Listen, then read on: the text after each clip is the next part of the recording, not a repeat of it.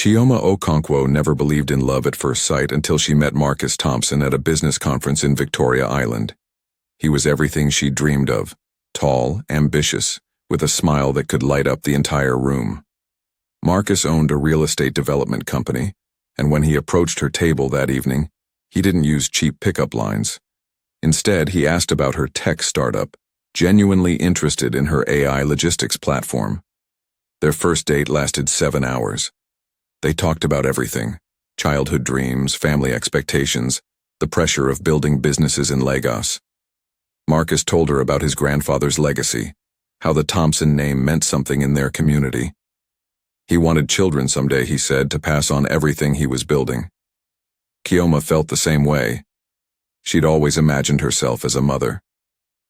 6 months later, Marcus proposed at Elegushi Beach during sunset.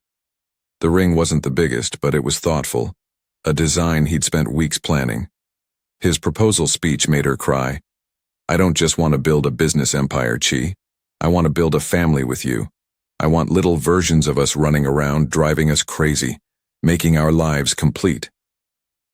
Their traditional wedding was spectacular. 2 families joined together in celebration, hundreds of guests dancing to the drums, Chioma's white lace aso ibi shimmering under Lagos sun. Marcus's mother, Mrs. Thompson, welcomed her warmly that day, calling her the daughter I always wanted. The first year of marriage felt like a dream. They bought a beautiful house in Lekki Phase 1. Marcus would come home early just to cook dinner with her. Weekend mornings meant lazy conversations in bed, planning their future. "How many kids do you want?" Marcus asked one Saturday morning. 3 or 4, Chioma laughed. "Enough to fill this big house." "Let's start trying," he said, kissing her forehead. They were both 30 then, young enough, healthy enough. It seemed simple. But month after month, the pregnancy tests came back negative. Chioma tried not to worry at first. Her doctor said it was normal. Couples sometimes took up to a year to conceive naturally. Marcus stayed positive those first months, holding her when she cried over negative tests. "We have time, baby," he'd whisper. "No pressure." Then came the family gatherings where relatives would ask loudly, "So when are we expecting good news?" Marcus's mother started making comments about women who wait too long and the importance of giving your husband children while you're still young. Chioma noticed Marcus stopped defending her during those conversations. He'd just smile awkwardly and change the subject. That should have been her first warning sign. When Chioma finally saw those 2 pink lines after 14 months of trying, she screamed so loud that Marcus came running from his home office thinking something was wrong. "We're pregnant!" she shouted, waving the test stick in the air. Marcus lifted her off the ground, spinning her around their bedroom. They both cried happy tears. He immediately called his mother, who promised to organize a Thanksgiving service at their church. Chioma called her best friend, her sisters, her mother. Everyone celebrated.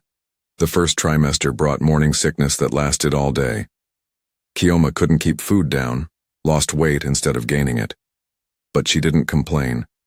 Every wave of nausea felt like proof that her baby was growing, that she was finally becoming a mother. Marcus transformed into the perfect husband again. He'd wake up early to make her ginger tea, rub her feet at night, read parenting books on his iPad. They picked out baby names together. Traditional Igbo names for a boy, Yoruba names for a girl since Marcus's family had Yoruba roots. "We're going to be amazing parents," Marcus said one evening, his hand on her still flat stomach. At 12 weeks, they had their first ultrasound appointment. Chioma dressed carefully that morning, excited to see their baby for the first time, to hear the heartbeat. Marcus held her hand in the waiting room, both of them grinning like teenagers. The ultrasound technician spread cold gel on Chioma's belly. She moved the wand around, her face concentrated on the screen. Then she paused, moved the wand again. Her expression changed. "Let me get the doctor," she said quietly. Chioma's heart dropped. "What's wrong? Is the baby okay?" "Just let me get the doctor." Those 5 minutes waiting felt like 5 hours. Marcus's hand tightened around hers. When the doctor came in, her face already told them everything. "I'm very sorry," the doctor said gently. "There's no heartbeat. The fetus stopped developing around 9 weeks." The words didn't make sense at first. Kioma looked at the screen, at the tiny shape that should have been her baby. "But I still feel pregnant. I'm still sick every morning." "Your body hasn't realized yet," the doctor explained. "We'll need to schedule a procedure." Kioma stopped listening. The room spun. Marcus asked questions about DC procedures and recovery time, his voice sounding far away. She just stared at that screen, at her baby who wasn't alive anymore. The procedure happened 3 days later. When Kioma woke up from anesthesia, her first thought was, "My baby is gone." Marcus drove her home in silence. That night, he held her while she sobbed into his chest. "We'll try again," he promised. "This happens to lots of couples. The doctor said there's nothing wrong with you. Next time will be different." His words were right, but something in his voice felt distant, like he was reading from a script instead of speaking from his heart. 3 months after the miscarriage, Kioma's doctor recommended they start fertility testing. "Just to rule out any underlying issues," Dr. Adeyemi said during their follow-up appointment. "At your age, after 1 loss, it's standard procedure.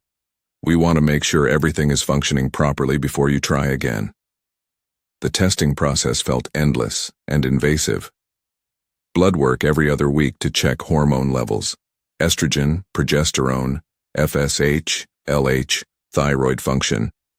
Kioma's arms became dotted with needle marks.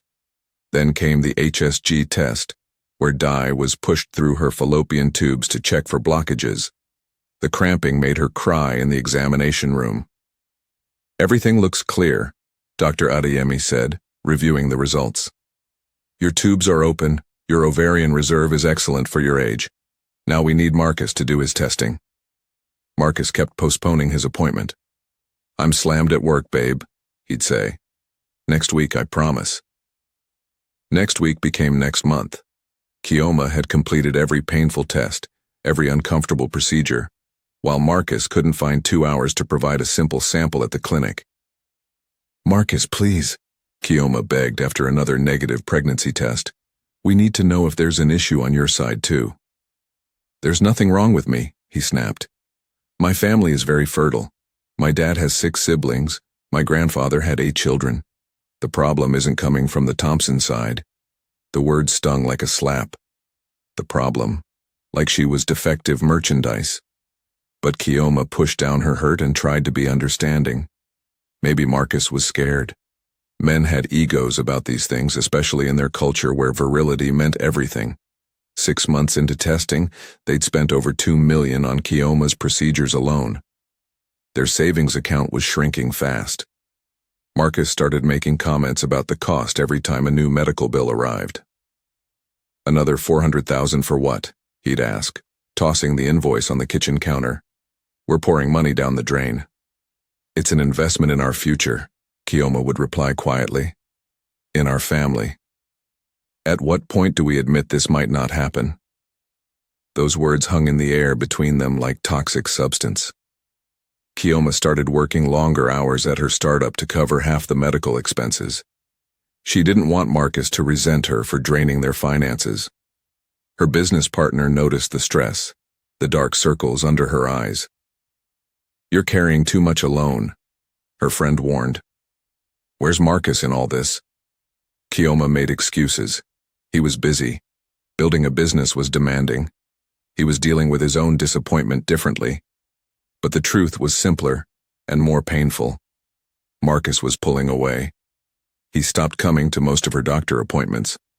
When he did show up, he'd spend the entire time on his phone, checking emails, barely listening when the doctor spoke.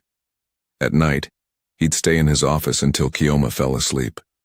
The man who once couldn't wait to start a family now acted like fertility treatments were a burden he was forced to carry. When Kioma got pregnant the second time, she didn't tell anyone right away. Not even Marcus. She waited until 8 weeks, past the point where she'd lost the first baby. Only then did she show him the positive test. His reaction was different this time. Less excitement, more cautious relief. "That's good," he said, "not great or amazing, just good." Like she'd told him dinner was ready. "Aren't you happy?" Kioma asked, searching his face. "Of course I am. I'm just being realistic. Let's wait until we're past the danger zone before we celebrate." The danger zone. That's what their pregnancy had become. This time the morning sickness was worse. Kioma could barely work, spending most mornings with her head over the toilet. Marcus didn't make ginger tea anymore. He'd leave for the office early, coming home late, avoiding the mess and discomfort of her pregnancy symptoms. At 10 weeks, the ultrasound showed a strong heartbeat. Kioma cried with relief. They were past the point where they'd lost the first baby. Maybe this one would make it. At 12 weeks, she allowed herself to hope. She started looking at baby clothes online, bookmarking nursery furniture.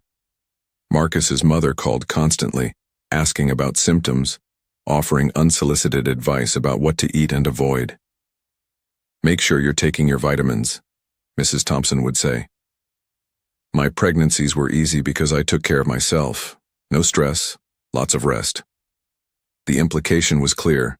If Kioma lost this baby too, it would be her fault. At 16 weeks, Kioma woke up to cramping, not severe, but persistent. She called Marcus at work. "I'm in the middle of a meeting with investors," he said, irritated. "Can it wait?" "I'm having cramps, Marcus. I'm scared." He sighed heavily into the phone. "Cramping is normal in pregnancy. You're being paranoid. Take some Tylenol and lie down." But the cramping got worse.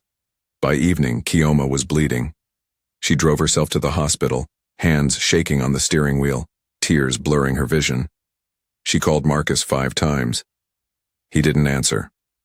The emergency room doctor confirmed what Kioma already knew in her heart.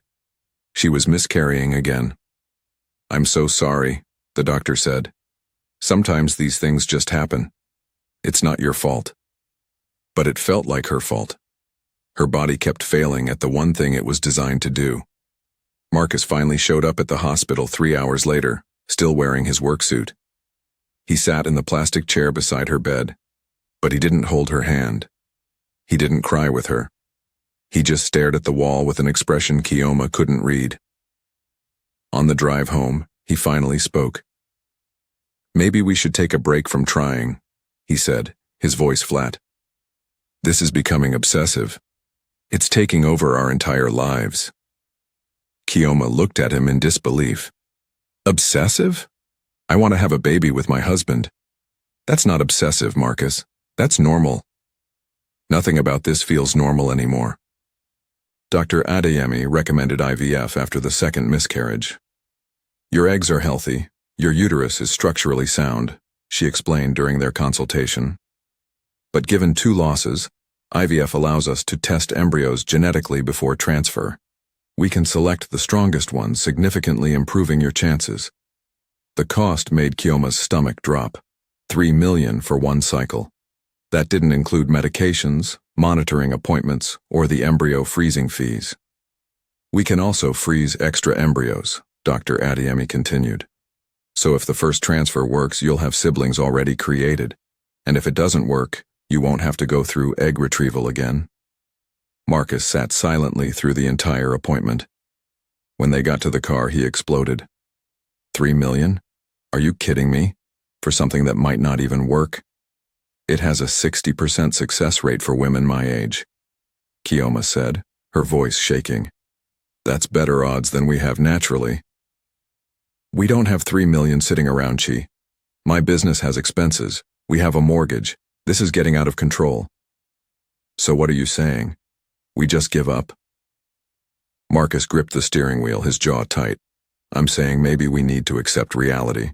Not everyone gets to have children. Maybe that's not our path. The words felt like a death sentence. But Kioma wasn't ready to give up. She liquidated her personal savings, money she'd kept separate from their joint account, her emergency fund. She sold some shares in her startup. She borrowed money from her sister, lying about why she needed it. She scraped together the $3 million without telling Marcus how. When she informed him they could afford one IVF cycle, he didn't ask where the money came from. He just nodded and said, "Fine. One cycle. That's it." The IVF process was brutal. Kioma injected herself with hormones twice daily, her stomach becoming a patchwork of bruises. The medications made her emotional, bloated, exhausted. Her ovaries swelled to the size of oranges. Simple tasks like climbing stairs left her breathless. Marcus didn't come to a single monitoring appointment. There were 7 of them, early morning ultrasounds to check follicle growth, blood draws to measure hormone levels. Kioma went alone every time, sitting in waiting rooms full of couples, feeling the absence of her husband like a physical wound. The egg retrieval happened under anesthesia. When Kioma woke up, Dr. Adeyemi had good news. They'd retrieved 15 eggs. 12 fertilized successfully. By day 5, they had 8 healthy blastocysts, potential babies, frozen in time. "This is excellent," Dr. Adeyemi said. "We'll do genetic testing and transfer the best one. The others will freeze for future use." 8 frozen embryos, 8 chances at becoming a mother. Kioma cried in the recovery room, but this time from hope, not grief. When she told Marcus, he barely looked up from his laptop. "That's good. How much is the storage fee?" $50,000 per year. He winced. Another expense. Great. That night, lying in bed, Kioma realized something that terrified her. Marcus didn't want this anymore. Maybe he never really had. He wanted the idea of children, the legacy, the family photos, the heir to his business. But he didn't want the struggle. He didn't want her. Jasmine Wells appeared in their lives like a storm nobody saw coming. Marcus brought her to his mother's birthday dinner without warning. "This is Jasmine," he announced casually. "She's a client. Just closed a huge property deal with her. I invited her since she's new to Lagos and doesn't know many people yet." Jasmine was stunning in that effortless way some women are. 28 years old, mixed race features, long flowing hair, and a smile that seemed permanently fixed on her face. She wore a tight red dress that showed off her figure, a figure that had clearly never been through 2 miscarriages and hormone treatments. "Oh my God, you must be Kioma," Jasmine gushed, pulling her into an unwanted hug. "Marcus talks about you all the time. I feel like we're already friends." Kioma forced a smile. Something about this woman felt off, but she couldn't pinpoint what. Maybe it was how comfortable Jasmine seemed touching Marcus's arm. Maybe it was how Marcus's entire demeanor changed around her. Lighter, happier, the way he used to be with Kioma years ago. At dinner, Jasmine dominated the conversation. She was a social media influencer with 300,000 Instagram followers. She talked about brand deals, sponsored content, her lifestyle blog. Marcus's mother was captivated. "Such an accomplished young woman," Mrs. Thompson said, beaming. "And so beautiful, too. Marcus, you should introduce her to some of your single friends." "Actually, I love children," Jasmine announced randomly, as if someone had asked. "I'm obsessed with kids. I run a charity that provides school supplies to orphanages. I literally can't wait to be a mother someday. I want at least 4 babies." The table went silent. Everyone looked at Kioma. Jasmine's eyes widened in fake horror. "Oh God, I'm so sorry. Was that insensitive? Marcus mentioned you guys are trying. I'm sure it'll happen soon for you." Kioma's face burned. Marcus had told this stranger about their fertility struggles, about their private pain. "It's fine," Kioma said quietly, pushing food around her plate. But it wasn't fine. After dinner, Kioma confronted Marcus in the car. "Why did you tell her about our situation? That's private, Marcus. That's between us." She asked why we didn't have kids yet. What was I supposed to say? "You could have said it's none of her business." "You're overreacting. Jasmine is cool. She was just making conversation." Over the following weeks, Jasmine became a constant presence. She'd stop by Marcus's office with coffee. She'd comment on all his social media posts with heart emojis. She'd text him late at night about property questions that somehow turned into hour-long conversations. Keoma saw it all because Marcus stopped hiding his phone. He didn't think he was doing anything wrong. In his mind, Jasmine was just a friend, just a client. But Keoma recognized the signs, the way he rushed to answer Jasmine's calls, the way he mentioned her name constantly, the way he compared them. Jasmine thinks I should expand into commercial properties. Jasmine says I'm underpricing my developments. Jasmine introduced me to this investor. Jasmine. Jasmine. Jasmine. The other woman had a name now, and she was taking up space in Keoma's marriage. 3 months after creating their frozen embryos, Dr. Adeyemi cleared Keoma for the embryo transfer. Your uterine lining looks perfect, the doctor said, reviewing the ultrasound. We'll transfer your highest-graded embryo next week. Make sure you're taking your progesterone supplements and staying stress-free. Stress-free. Keoma almost laughed. Her marriage was falling apart. Marcus came home later each night, smelling like expensive perfume that wasn't hers. He'd started going to the gym obsessively, buying new clothes, caring about his appearance in ways he hadn't in years. Classic signs that Keoma recognized, but refused to acknowledge. She scheduled the embryo transfer for a Tuesday morning. The night before, she reminded Marcus about the appointment. I need you there, she said. This is our baby we're putting back. Both of us should be present. Marcus didn't look up from his phone. I have a meeting with investors at 9, can't reschedule it, you'll be fine on your own. Marcus, please, this is important. So is my meeting.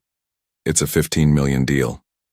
You want me to blow that because you need your hand held for a 10-minute procedure? His words cut deep. When had he started talking to her like this? Like she was an inconvenience, a burden, a needy child demanding attention. Forget it, Keoma said, fighting back tears. I'll go alone, like I've done everything else alone. The transfer procedure was quick and painless. Keoma lay on the examination table, watching the ultrasound screen as Dr. Adeyemi carefully placed a tiny speck, her potential baby, into her uterus. There we go, the doctor said softly. Now we wait. 2 weeks until we can test. 2 weeks of hope, 2 weeks of terror, 2 weeks of checking for blood every time she used the bathroom.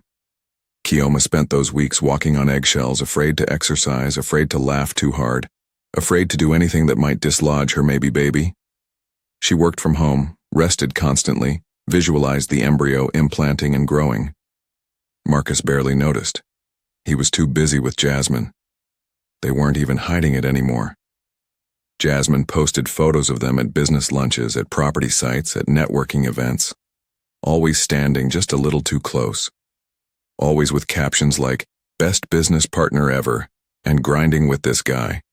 Keoma's friends started sending her the posts with concerned messages. Are you seeing this? Is everything okay? Everything was not okay. On day 12, Keoma woke up to spotting. Just a little, but enough to send panic through her entire body. She called Dr. Adeyemi, who said it could be implantation bleeding, a good sign, or it could be the start of another loss.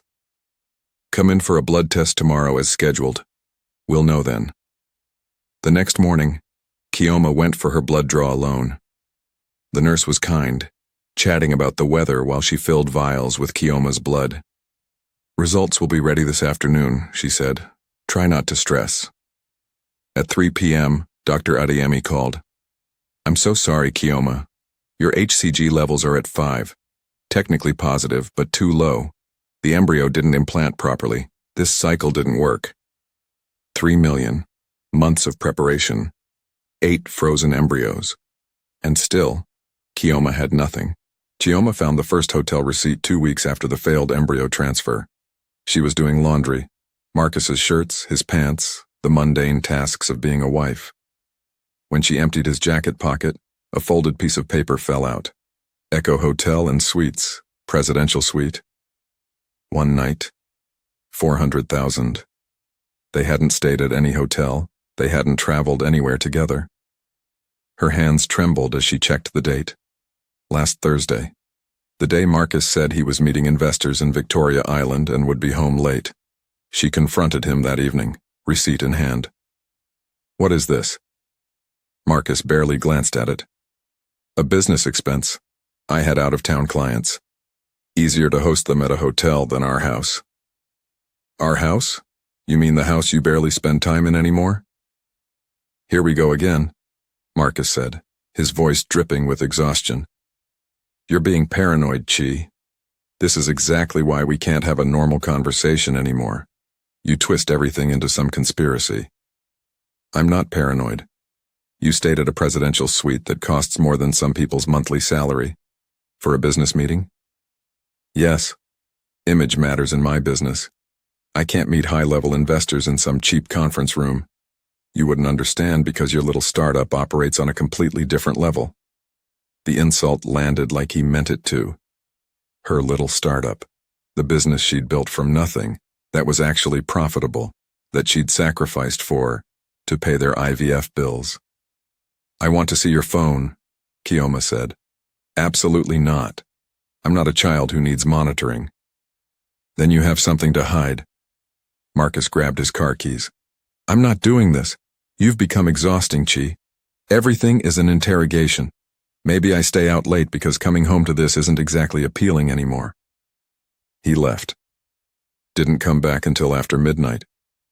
The pattern continued. More late nights. More vague explanations. Marcus started showering immediately when he got home, throwing his clothes straight into the hamper instead of leaving them on the bedroom chair like he used to. Keoma became someone she hated, a detective in her own marriage. She checked shirt collars for lipstick. She smelled his clothes for unfamiliar perfume. She scrolled through his credit card statements online, finding charges at expensive restaurants she'd never been to. Then came the night she found actual evidence. Marcus left his laptop open on the kitchen counter. A message notification popped up. iMessage from Jasmine. "Last night was amazing. Can't stop thinking about you." Keoma's heart stopped. She clicked on the conversation before she could talk herself out of it. Months of messages loaded. Flirty texts, inside jokes. Photos of Jasmine in lingerie with captions like, "Wish you were here." And Marcus's responses, "You're so beautiful. Coming over after my meeting. Can't wait to see you." The messages went back 4 months, right around the time of Keoma's failed embryo transfer. While she was grieving another loss, injecting herself with progesterone, begging God for a miracle, Marcus was building a whole relationship with another woman. Keoma sat on the kitchen floor, laptop in her lap, reading through the evidence of her husband's betrayal. Every message breaks her heart. Every photo was a wound. When Marcus came home an hour later, she was still sitting there. "We need to talk," she said, her voice surprisingly calm. "Not tonight, Chi. I'm exhausted. You're having an affair with Jasmine." The silence that followed told her everything. Marcus didn't deny it. That's what hurt most. No shock, no scrambling for explanations, no desperate apologies. Just a heavy sigh, like Keoma had discovered something inevitable, something he was almost relieved to stop hiding. "How long?" Keoma asked, still sitting on the kitchen floor. "Does it matter?" "How long?" 4 months, maybe 5. He leaned against the counter, arms crossed. "It just happened, Chi. We connected. She understands me." "She understands you?" Keoma's voice cracked. "I'm your wife. I've stood by you through everything. I've emptied my savings for our fertility treatments while you complained about the cost. And she understands you? You don't get it. Everything with you is heavy now. It's doctors and hormones and needles and disappointment. When was the last time we had fun? When was the last time you smiled at me without it being about getting pregnant?" Keoma stood up, legs shaking. "You're blaming me for trying to have the family you said you wanted? I wanted a family, not an obsession. Not a wife who's falling apart every month, crying over negative tests, turning our entire marriage into a fertility clinic." The cruelty in his words was breathtaking. This was the man who'd promised to love her through anything. the man who'd held her after her first miscarriage and sworn they'd get through it together. "Get out," Keoma whispered. "This is my house too. Get out." Marcus grabbed his keys. "I'll stay at a hotel tonight. We'll talk when you're calmer." He left. Keoma heard his car pull out of the driveway, and she knew exactly where he was going. To Jasmine. To the woman who was younger, prettier, easier. The woman whose body wasn't covered in injection bruises and stretch marks from failed pregnancies. The next morning, Mrs. Thompson called. "Keoma, we need to have a difficult conversation." Keoma's stomach sank. "About what?" "Marcus told me everything. About the constant fighting, the pressure you've been putting on him, how you've made the marriage all about your fertility issues." "He told you?" Keoma couldn't breathe. "He's having an affair, Mrs. Thompson, with Jasmine. Boys make mistakes when they're unhappy at home. You have to understand, Marcus needs peace. He needs support, not constant stress about babies that clearly aren't meant to be." The words felt like a physical blow. Her mother-in-law, who'd welcomed her so warmly at their wedding, was now defending Marcus's cheating. "I think," Mrs. Thompson continued, "you should consider letting him go. You've had years to give him children. Maybe it's time to accept that you're not the right woman for my son. He needs someone who can give him what he needs." Keoma hung up. She sat in her empty house, the one they'd bought to fill with children, and felt something inside her break completely. That evening, Marcus returned. Not to apologize, not to fight for their marriage. He came to pack a bag. "I'm moving in with Jasmine temporarily," he said, throwing clothes into a suitcase. "We both need space to think." "Space to think? Or space to be with your mistress?" "Don't be dramatic, Chi. This marriage has been dead for months. We both know it." He zipped his suitcase and headed for the door. "The frozen embryos," Keoma said suddenly. "What about our frozen embryos?" Marcus paused. "Do whatever you want with them. I'm done." Marcus filed for divorce 3 weeks later. His lawyer delivered the papers to Keoma's office, a public humiliation she wasn't prepared for. Her employees watched as she signed for the envelope, their faces full of pity they tried to hide. The divorce terms were brutal. Marcus wanted a clean split, 50-50 division of assets, which meant selling their house. He wanted it done quickly, no drama, no long court battles. His lawyer included a clause about the frozen embryos. Both parties agreed to destroy all remaining frozen embryos created during the marriage. Destroy them. Like they were trash, not potential children. Keoma sat in her car after work, reading the papers again and again. 8 frozen embryos. 8 chances at motherhood. Marcus wanted them destroyed because they reminded him of failure, of her, of everything he was running from. But they were hers too. Half her DNA, created with her eggs, her body, her money, her hope. That night, Keoma called Dr. Adeyemi. "The embryos we froze, legally, who owns them?" "Both of you, since you created them while married." "Why? Is everything okay?" "Marcus wants them destroyed as part of our divorce settlement." Dr. Adeyemi was quiet for a moment. "I'm so sorry, Keoma. Unfortunately, if both parties don't agree to use them, the clinic can't proceed with any transfers. It's legally complicated." "But what if I did another transfer before the divorce is finalized? We're still married right now. Legally, I can use them without his permission, right?" Another pause. "Technically, yes.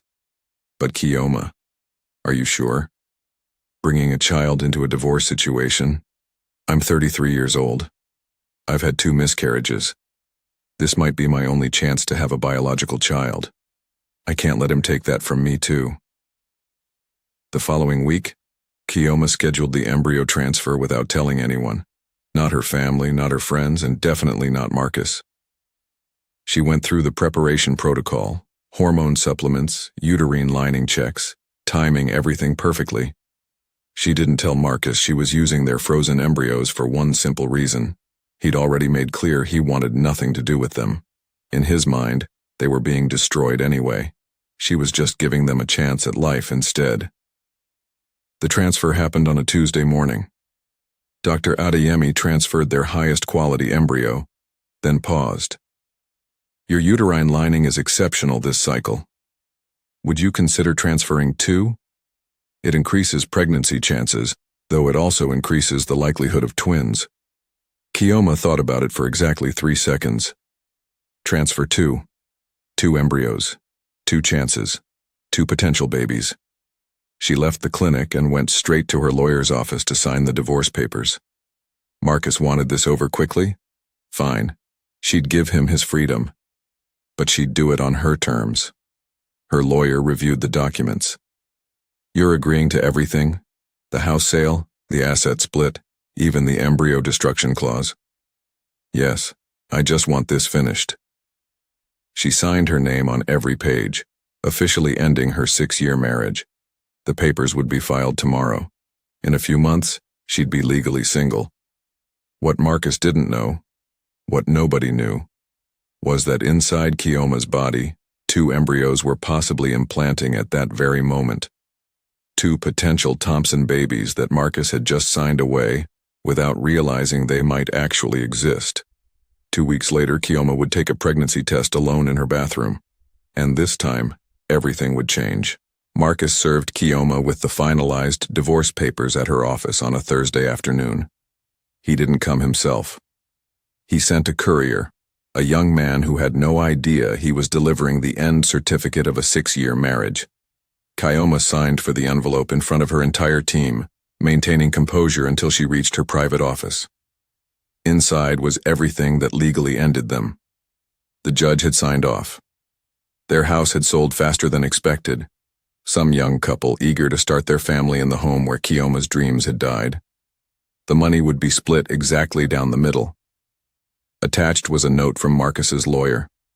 All frozen embryos have been disposed of per agreement. Please contact the clinic if you need confirmation. Kioma's hand instinctively went to her stomach. She was 4 days past the embryo transfer. Too early to test, too early to know if those embryos Marcus thought were destroyed were actually growing inside her. She'd signed papers agreeing to their destruction, but she'd never actually authorized the clinic to dispose of them. A technicality that might haunt her later, but right now felt like the smartest decision she'd ever made. That same evening, Kioma scrolled through Instagram and saw it, the post that shouldn't have surprised her but somehow still did. Jasmine had posted a photo. Her and Marcus, dressed up at some fancy restaurant. Her caption read, "When you know, you know." Sometimes the right person comes along exactly when you need them most. Heart emoji. Ring emoji. They weren't even trying to hide it anymore. The comments were worse. Friends who'd attended Kioma's wedding were congratulating Marcus. "So happy for you, bro." "She's gorgeous, man." "About time you found happiness." Like Kioma had never existed.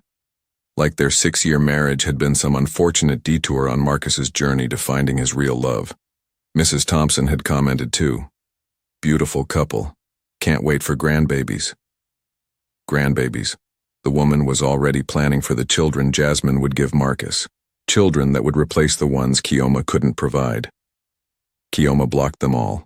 Marcus, Jasmine, Mrs. Thompson, every mutual friend who'd chosen sides. She deleted Instagram from her phone entirely. Her business partner found her crying in the office bathroom an hour later. "That's it," her friend said firmly. "You're taking time off. Real time. Not working from home time. Actual leave. You need to heal, Chi. I can't afford to fall apart. The business needs me. The business needs you healthy. And right now you're running on fumes and heartbreak." That night, Kioma packed a suitcase. Her business partner had been pushing for someone to oversee their expansion into Ghana anyway. Their Accra office needed leadership. It was the perfect excuse to disappear. To leave Lagos and Marcus and Jasmine and all the people who'd watched her marriage collapse like it was entertainment. To leave before anyone noticed that she might be pregnant with the babies Marcus thought were gone forever. Kioma waited 14 days before taking the pregnancy test. 14 days of living in a furnished apartment in Accra, working remotely, avoiding questions from family about why she'd left Lagos so suddenly. 14 days of analyzing every twinge in her body, every moment of fatigue, wondering if it meant something or nothing. On day 14, she bought 3 different pregnancy test brands from a pharmacy. The pharmacist smiled warmly. "Good luck, sister." If only she knew the complicated mess behind that simple wish. Kioma waited until evening when the apartment was quiet. She lined up all 3 tests on the bathroom counter. Her hands shook as she opened the first box. 2 minutes later, she stared at 2 pink lines. She blinked, convinced her eyes were playing tricks. Took the second test. 2 lines again. The third test was digital. No room for interpretation. Pregnant, 2-3 weeks. Kioma sat on the cold bathroom floor, 3 positive tests in her lap, and felt absolutely nothing. No joy, no excitement, just shock and terror. She was pregnant, divorced, alone in a foreign city, carrying her ex-husband's baby, or babies, since they'd transferred 2 embryos, without his knowledge or consent. What had she done? The next morning, she called Dr. Adeyemi from Ghana. "I need to tell you something," Kioma said, her voice barely steady. "I took a test, it's positive." "Oh, Kioma." The doctor's voice carried both happiness and concern. "Congratulations. When can you come in for a blood test and ultrasound?" "I'm in Accra. I left Lagos after the divorce." "Does Marcus know?" "No, and he won't. He signed away all rights to those embryos. He wanted them destroyed. In his mind, they don't exist." Dr. Adeyemi was quiet for a long moment. "This is legally complex, Kioma. And emotionally, raising a child alone, especially after everything you've been through. I can handle it. It's not about capability. It's about support. Do you have people there? Family?" Kioma looked around her empty apartment. "I have myself. That's enough." But was it? Could she really do this alone? 2 weeks later, Kioma had her first ultrasound at a private clinic in Accra. The technician moved the wand across her belly, and there they were. 2 tiny shapes, 2 flickering heartbeats. "Twins," the technician said, smiling. "Congratulations, Mama." Not twins. Triplets were still possible with 2 embryos transferred, but right now she could see 2 clear gestational sacs, 2 babies growing inside her. Kioma stared at the screen, at the 2 miracles she'd created in secret, and finally felt something break open in her chest. Not quite joy yet, but something close. Hope, maybe. Or determination. These babies weren't mistakes, they weren't revenge, they were hers. Marcus had walked away from them before they even existed. He'd signed papers destroying them. He'd chosen Jasmine and a fresh start over the family they'd created together. But Kioma hadn't given up. And now, watching those 2 tiny hearts beat on the screen, she made a promise. She would protect them. Love them. Give them everything Marcus had refused to give her. Even if it meant doing it completely alone. Even if it meant her children would never know their father. Marcus and Jasmine's engagement announcement hit social media 3 months after Kioma's divorce was finalized. Kioma saw it through a mutual friend who sent screenshots, unable to resist sharing the gossip. The photos were professionally shot, Marcus on one knee at a beach resort. Jasmine with her hands over her mouth in fake surprise, a diamond ring so large it looked uncomfortable. Jasmine's caption was nauseating. "He asked, I said yes.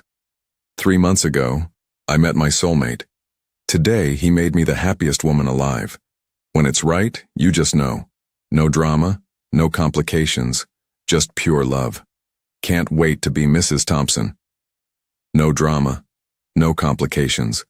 Translation: no infertility struggles, no miscarriages, no wife who couldn't give him what he wanted. Kioma was 4 months pregnant at this point, her belly just starting to show under loose clothing. She sat in her Accra apartment, hand on her growing stomach, reading Jasmine's words. The comment section was full of congratulations. Friends who'd been at Kioma's wedding were celebrating Marcus's new beginning like his first marriage had never happened. "Finally seeing you happy, bro. She's perfect for you." Wishing you both a lifetime of joy and beautiful children. That last comment came from Marcus's cousin, someone who'd hugged Keoma at family gatherings, who'd told her she was like a sister. Mrs. Thompson's comment was the worst. My son deserves this happiness. Jasmine is a blessing to our family. Looking forward to many grandchildren soon. Many grandchildren. The grandchildren Keoma couldn't provide. The grandchildren that were actually growing inside her at this very moment, though nobody knew. Keoma blocked the friend who'd sent the screenshots. She didn't need updates on Marcus's new life. His happiness wasn't her concern anymore. But late that night, alone in the dark, she let herself cry. Not for Marcus. She was done grieving that man. But for the version of herself who'd believed in their marriage. The woman who'd thought love and commitment meant weathering storms together, not abandoning ship when things got difficult. Her phone rang. It was her younger sister, Adana, calling from Lagos. Chi, are you seeing this nonsense online? I saw it. 3 months. They're engaged after 3 months. That man has no shame. Keoma touched her belly, feeling the slight swell. Let him be happy, Ada. I'm moving on. You sound too calm. Are you okay? Really? I'm pregnant. Silence. Then, what? How? When? Before the divorce was finalized, I used our frozen embryos. He doesn't know. Nobody knows except you now. Chi. Adana's voice was careful. Are you sure about this? Raising a baby alone? Twins, actually. Maybe triplets. They're not sure yet. Another silence, longer this time. Oh my God. Does Marcus know they're his? No, and he never will. He signed away these embryos. He wanted them destroyed. As far as he's concerned, they don't exist, and I'm going to keep it that way. But he's their father. He gave up that right when he chose Jasmine over our marriage. These babies are mine. Only mine. Chioma's business partner, Ngozi, noticed the pregnancy at 5 months. They were in a video conference reviewing quarterly reports when Ngozi suddenly leaned closer to her screen, squinting. Chi, are you pregnant? Chioma's hand instinctively went to her belly. Even through the loose blouse, the bump was becoming harder to hide. Yes, she admitted quietly. Oh my God, that's amazing. Does Marcus know? Are you two back together? No, he doesn't know. And we're not getting back together. Ever. Ngozi's expression shifted from excitement to confusion to understanding. Wait, when did you get pregnant? You've been in Accra for 4 months. I got pregnant right before the divorce was finalized. I used our frozen embryos without telling him. Chi. Ngozi's voice carried no judgment, only concern. That's complicated. It's my body, my embryos, my choice.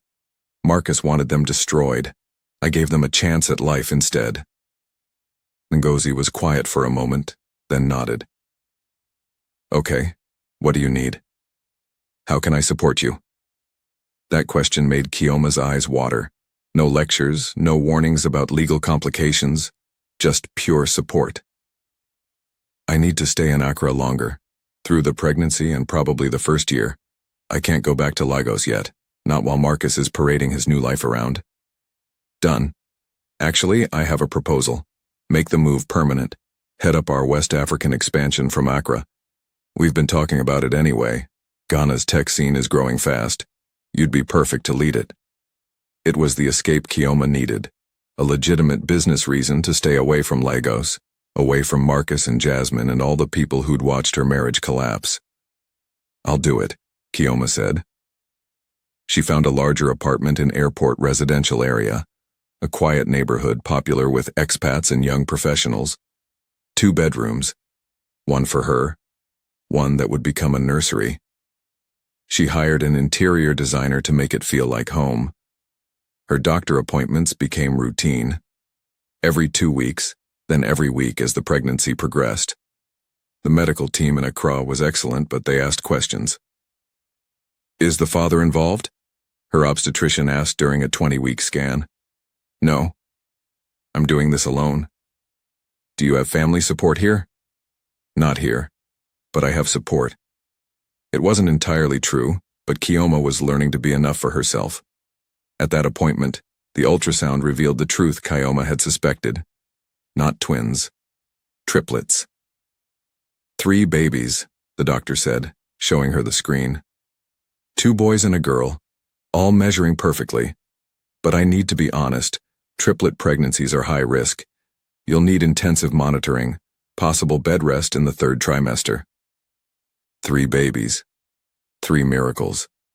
3 Thompson children that Marcus would never know existed. Kioma stared at the ultrasound images, 3 tiny faces, 6 tiny hands, 3 separate heartbeats. I can handle it, she told the doctor. She had no choice. These babies were coming whether she was ready or not. And somewhere in Lagos, Marcus was planning his wedding to Jasmine, completely unaware that he was about to become a father 3 times over. Marcus and Jasmine's wedding happened exactly 8 months after his divorce from Kioma was finalized. Kioma only knew about it because her sister sent photos despite promising not to. You need to see what kind of circus this is, Adana texted along with a dozen images. The wedding was everything Marcus and Kioma's hadn't been. Over the top, flashy, screaming for attention. Held at the landmark event center in Lagos, with what looked like 500 guests. Jasmine wore 3 different dresses throughout the day, each more extravagant than the last. The photos showed Marcus grinning wider than Kioma had ever seen him smile. Jasmine posed for every camera angle, her Instagram influencer training on full display. Their hashtag was everywhere. Marcus finds Jasmine. Marcus finds Jasmine. Like his first marriage had been about losing himself, and Jasmine was the one who'd rescued him. Mrs. Thompson wore gold from head to toe, beaming in every photo like she'd won the lottery. One image showed her hugging Jasmine with the caption someone had tagged, "Finally, the daughter-in-law she deserves." The daughter-in-law she deserves. The implication was clear. Kioma had been the mistake, the wrong choice, the defective model that needed replacing. Kioma sat in her Accra apartment, 7 months pregnant with triplets, swollen feet propped up on pillows, looking at photos of her ex-husband's fairy tale wedding. She should have felt devastated. Instead, she felt nothing but a strange sense of freedom. This was Marcus's new life. He'd gotten exactly what he wanted. A beautiful wife, a fresh start, no baggage, no complications. Jasmine would probably get pregnant on their honeymoon, give him the easy, uncomplicated family he'd always dreamed of. Good for him. Kioma deleted the photos and blocked her sister's number temporarily. She didn't need updates, didn't need to know that their honeymoon was in the Maldives, or that Jasmine posted 17 Instagram stories from the overwater bungalow, or that Marcus looked happier in 1 week with Jasmine than he'd looked in 6 years with Kioma. None of it mattered anymore. What mattered was the 3 babies currently doing gymnastics inside her belly. The startup that had just secured another round of funding. The life she was building from scratch, alone but not lonely. Her Accra friends threw her a baby shower that same weekend. Nothing like Marcus's elaborate wedding, just 10 women in someone's living room, eating small chops and playing silly games. But it was real. These people knew her story, knew her pain, and celebrated her anyway. To Kioma, her friend Grace toasted with ginger ale. The strongest woman I know, about to become a mother of 3. We're all in awe of you. The women cheered. Kioma felt tears prick her eyes. Happy tears this time. That night she posted her first Instagram photo in months. Just her hand on her very pregnant belly, no face showing, no details. The caption was simple: new beginnings. Within minutes, former friends from Lagos started commenting. "Oh my God, Chi, are you pregnant? Who's the father? Does Marcus know?" Kioma turned off comments and made her account private. Marcus was getting married. She was preparing for motherhood. Their lives had split into completely different directions. And honestly, Kioma was starting to believe her direction might be better. At 30 weeks, Kioma's obstetrician ordered complete bed rest. "Your blood pressure is climbing," Dr. Mensah said, reviewing her chart. "With triplets, we expected complications, but we need to be careful. Preeclampsia is a real risk. I want you horizontal as much as possible until delivery. Kioma stared at her from the examination table. I can't. I'm running a company. We're in the middle of closing a major deal. You're running a company that will survive without you for a few weeks. Your babies won't survive if you stroke out from high BP. Which is more important? The question wasn't really a question. Kioma moved her laptop to her bedroom and tried to work from bed, but triplet pregnancy at 30 weeks meant constant discomfort. Her belly was enormous, stretched tight as a drum. Rolling over required a 5-minute operation. Breathing felt like her lungs had shrunk to half capacity. The babies kicked constantly, 6 feet, 6 hands, all moving at once. Sometimes Kioma could see the outline of a tiny foot pushing against her skin from the inside. Sleep became impossible. She'd doze for 30 minutes, then wake up needing to use the bathroom, or because baby A decided to punch baby B, or because the heartburn was so severe she thought she might pass away. Ngozi video called daily, handling business operations while Kioma directed from bed. The investors want to meet next week, Ngozi said during one call. I can't travel. I'm literally stuck in bed. They want to fly to Accra. They're that interested. The meeting happened in Kioma's bedroom. 3 Silicon Valley investors sat awkwardly on chairs while Kioma pitched from her bed, pillows propped behind her, belly making it impossible to sit up straight. It should have been humiliating. Instead, one investor said, "This is the most gangster pitch meeting I've ever attended. Building a company while growing 3 humans? That's founder dedication." They offered $15 million in Series A funding. Kioma signed the term sheet from her hospital bed. She'd been admitted at 32 weeks for monitoring when her blood pressure spiked again. The hospital became her home for the next month. The same room, the same view, the same routine. Nurses checking vitals every 4 hours. Doctors monitoring the baby's heartbeats 3 times daily. Steroid injections to help the baby's lungs develop faster in case of early delivery. A kind nurse named Grace took special interest in Kioma's situation. She'd bring extra snacks, sit and chat during slow shifts, braid Kioma's hair when it became unmanageable. "You're doing this completely alone?" Grace asked one evening. "Yes." "The father?" "Not in the picture. His choice, not mine." Grace squeezed her hand. "Then I'll be here. You need someone, and I'm volunteering." Those words broke something in Kioma. She'd been so determined to be strong, to prove she didn't need anyone. But the truth was she was terrified. Terrified of delivery, of raising 3 babies alone, of everything that could go wrong. "Thank you," she whispered, tears streaming down her face. Grace stayed past her shift that night, holding Kioma's hand while she cried out months of accumulated fear and loneliness. Sometimes strength wasn't about doing everything alone. Sometimes it was about accepting help when it was offered. Kioma's water broke at 34 weeks, 3 in the morning, soaking through her hospital sheets. She pressed the call button, surprisingly calm despite the panic she'd expected to feel. Within minutes, her room filled with medical staff, Dr. Mensah, nurses and anesthesiologist, neonatal specialists preparing for 3 premature babies. "We're doing a cesarean section," Dr. Mensah said. 34 weeks is early, but your babies have good weights. They should be fine, but we'll have NICU teams standing by just in case." Grace appeared at Kioma's side, scrubs on, ready to go into the operating room. "I switched shifts so I could be here.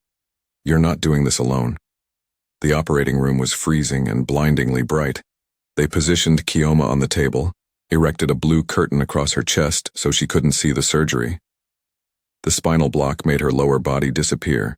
She could see her legs but couldn't feel them.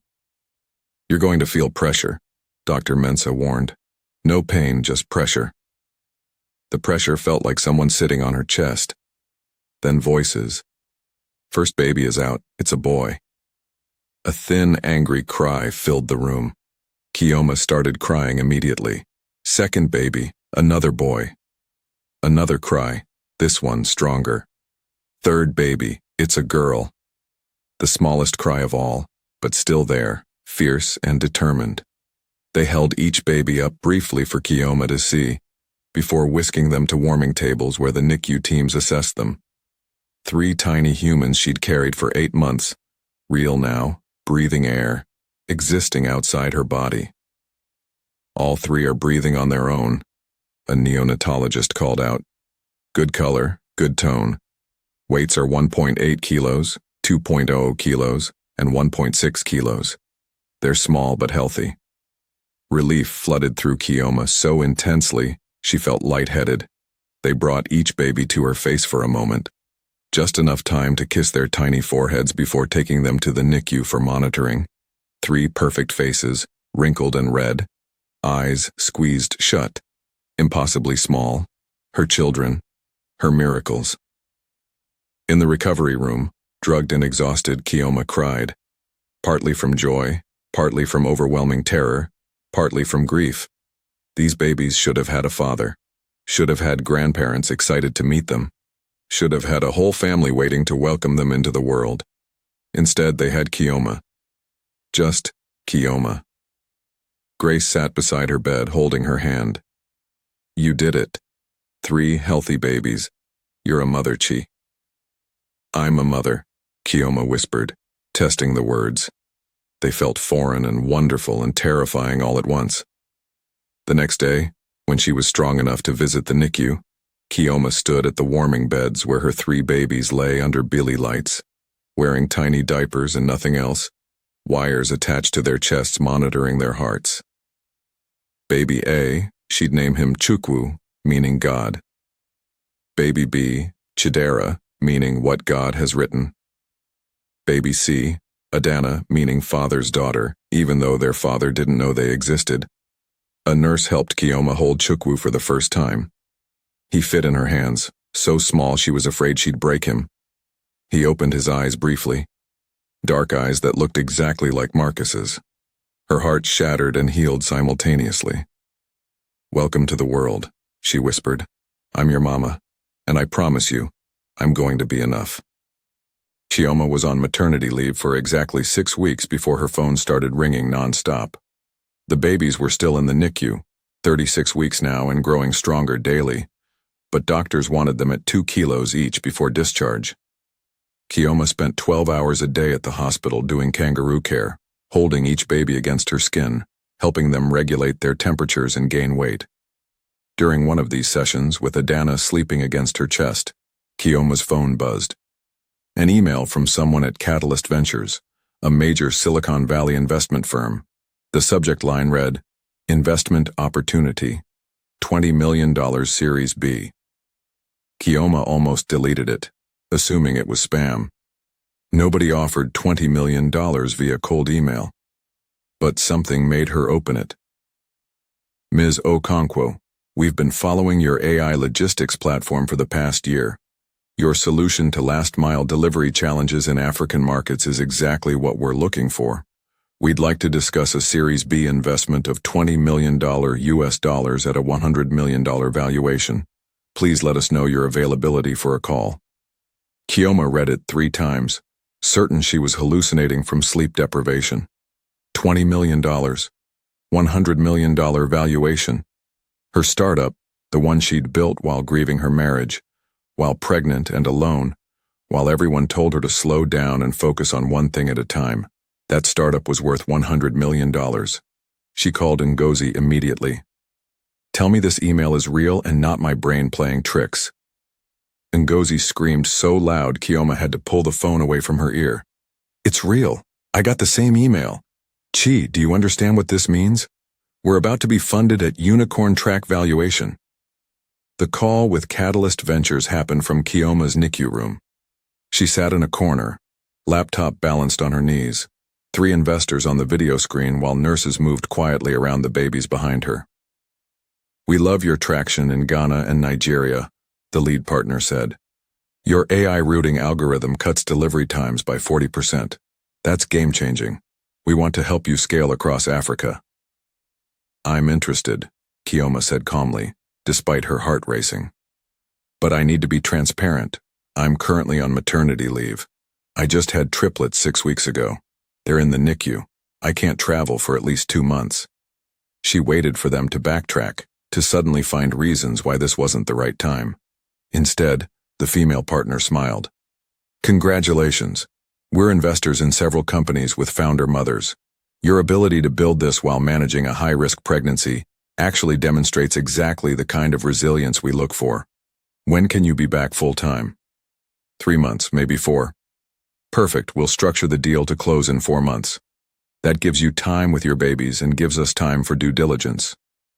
They hung up, and Kioma sat frozen in disbelief. Her life was transforming.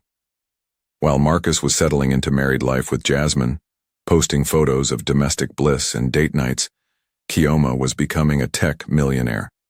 The woman he'd called broken, defective, obsessive, she was about to be worth more than his entire real estate portfolio. Grace found her crying in the NICU bathroom 30 minutes later. Happy tears or sad tears? Grace asked. I honestly don't know anymore. Dear viewers, do you think Marcus is doing the right thing by abandoning Kioma? Let us know in the comments section. Watch out for part 2 in few days. Don't forget to like, share, and subscribe to the channel for more interesting videos. Thank you for watching.